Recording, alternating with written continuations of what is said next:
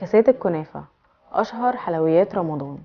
دايما بنلاقيها في المطاعم بنكهات مختلفة، والنهاردة هنعملها لكم بالمانجو والفراولة والنوتيلا واللوتس.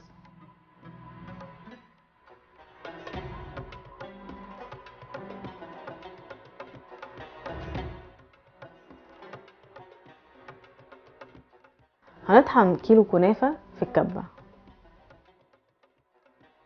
نجهز بطبقة الكريمة. نخلط كوبايتين كريمة خفق مع معلقتين كبار سكر بودرة لحد ما قوامها يتقل.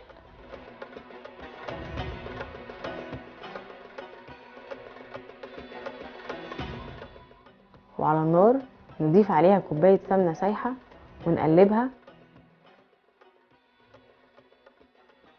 وبعد كده نضيف معلقتين كبار سكر بودرة ونقلب لحد ما تحمر.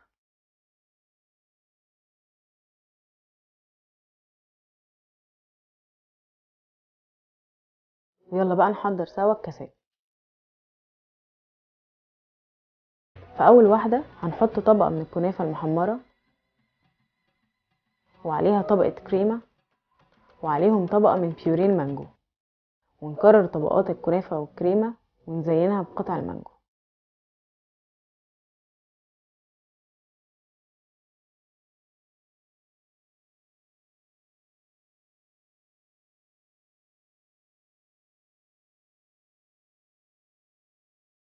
والجديد النهاردة كنافة بالفراولة.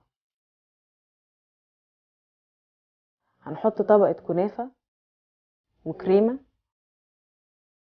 وعليها بيوريه الفراولة، ونكرر طبقات الكنافة والكريمة ونزينها بقطع الفراولة.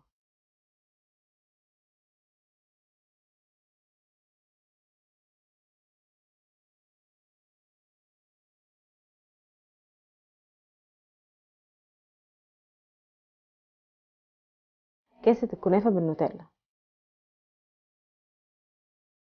هنحط طبقة كنافة وكريمة وعليها النوتيلا، ونكرر طبقات الكنافة والكريمة مرة تانية، واخر طبقة هنحط نوتيلا.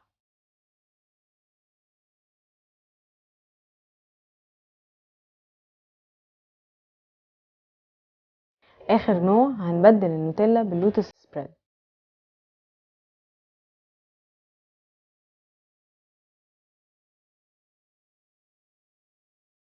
ونكرر نفس الطبقات من الكنافة والكريمة،